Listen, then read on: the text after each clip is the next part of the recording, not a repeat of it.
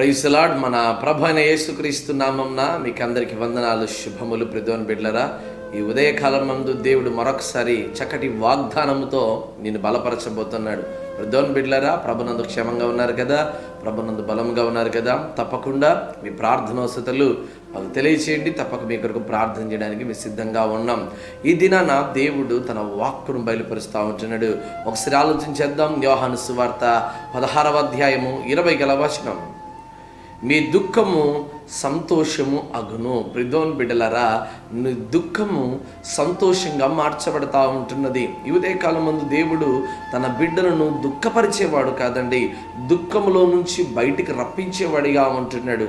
చూడండి, పరిశుద్ధ గ్రంథంలో మార్తా మరియమ్మ అనేటువంటి ఇద్దరు సహోదరులు మనలు కనబడతా ఉన్నారు. వారి సహోదరుడు చనిపోయాడు, అతనే లాజరు చనిపోయి 4 దినాలు అయిపోయింది. అయినప్పటికీ కూడా మార్తా ప్రభు దగ్గరికి వెళ్ళడానికి ఆశపడి, ప్రభువా, నీవు ప్రేమించినటువంటి ఇదిగో నీ దాసుడు చనిపోయి నేటికి 4 దినాలు అయ్యింది. బహుశా ఒకవేళ నీవు ఇక్కడే కనుక ఉండింటే ఇదిగో ఆ బిడ్డ బ్రతికేవాడేమో అని చెప్పి ఆ తల్లి కన్నీరు మున్నీరుగా ఏడుస్తూ ఉంటుంది. ఎప్పుడైతే ప్రభు 4 దినాల తర్వాత వచ్చాడో వారందరి జీవితంలో చీకటి అలుముకొనుంది, రక్షణ, సంతోషము ఏమీ లేదు.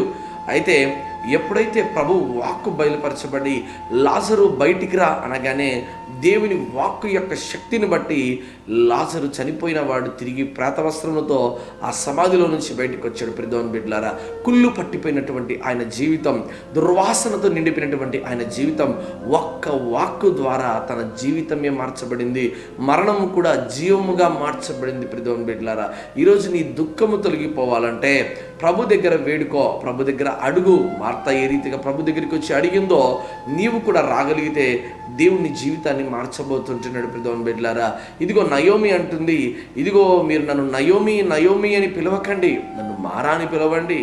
సర్వశక్తిమంతుడు నాకు దుఃఖము కలగజేశాడు. నా భర్తను పోగొట్టుకున్నాను, నా పిల్లలు కూడా పోగొట్టుకున్నాను, నేను విధవరాలిగా ఉన్నాను, పిల్లలు పోగొట్టుకున్నటువంటి తల్లిగా ఉన్నాను.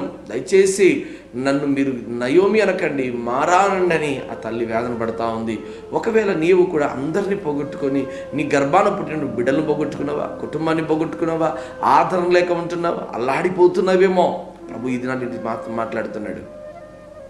ప్రభు ఈ దినాన్ని నీతో మాట్లాడుతున్నాడు. ఈ భూమి మీద కన్నీరు కార్చకోకుండా ఉన్న మనిషి ఎవరైనా ఉన్నారా? ఎవరూ లేరండి. ప్రతి ఒక్కరు కూడా కన్నీరు పెట్టిన వారే, ప్రతి ఒక్కరు దుఃఖంలో ఉంటున్న వారే, ప్రతి ఒక్కరు కూడా ఇదిగో వారి జీవితంలో కష్టాలను బట్టి, శ్రమలను బట్టి బయటికి చెప్పుకోలేక వేదన పడుతున్నారేమో. అయితే ప్రభు వాక్యం అంటుంది, ప్రయాసపడి భారమును మోసుకుంటున్న సమస్త జనులారా నా యుద్ధకు రండి, నేను మీకు విశ్రాంతిని కలగజేస్తా అంటున్నాడు.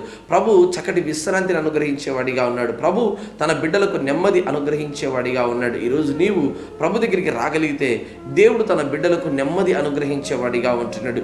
ఇంకా దేవుని వాక్యం అంటుంది, 2వ కొరింథీయులకు రాసిన పత్రిక 7వ అధ్యాయం 10 వచనం, దైవ చిత్తానుసారమైనటువంటి దుఃఖము రక్షణను కలగజేస్తుంది. ఒకవేళ నువ్వు లోక సంబంధమైన వాటి కొరకు ఏడుస్తున్నావేమో, దుఃఖంలో ఉన్నావేమో, కానీ ఆత్మ సంబంధమైనటువంటి వాటిని బట్టి నీవు దుఃఖపడు. ఆత్మ సంబంధమైనటువంటి దుఃఖము రక్షణ కలగజేస్తుందంట. యేసుక్రీస్తు ప్రభు వారు కూడా దుఃఖపడుతూ, ఎంతో వేదన పడుతూ, ఆయన కన్నీళ్లతో ప్రార్థన చేస్తున్నప్పుడు ఆయన చెమట బిందువులు కూడా రక్తముగా మార్చబడ్డాయంట. ఎంతగా ప్రభు ఏడ్చాడు నీ కొరకు, ఎంతగా తన శిలువ మరణములో నీ కొరకు ధారబోసాడు. ఒక్కసారి నువ్వు ఆలోచన చేయలేవా? ఒకసారి ప్రభు దగ్గర అడగలేవా? ప్రభువా, నా జీవితాన్ని మార్చయ్యా, నా జీవితంలో సంతోషం లేదు, నా జీవితంలో ఆనందం లేదు, దుఃఖముతో నిండిపోయానయ్యా. అప్పుల బాధలు, ఆర్థిక పరిస్థితులు, గర్భఫల సమస్యలు, కుటుంబ సమస్యలు, వీటన్నిటిని బట్టి తప్పకుండా దేవుడు ఈ దినం నీతో మాట్లాడబోతున్నాడు. దేవుడితో మాట్లాడాడు కూడా. కాబట్టి దైవ చిత్తానుసారమైనటువంటి దుఃఖం నీలో ఉండగలిగితే అది నీకు రక్షణ కలగజేస్తుంది, ధైర్యం కలగజేస్తుంది, ఇంకా దేవుళ్ళు ఎదగడానికి దేవుడు కృప చూపిస్తాడు. కనుక ఈరోజు దేవుని వాక్యం తప్పకుండా నీ జీవితంలో నెరవేర్చబడిన గాక. Amen. May God bless you, our India.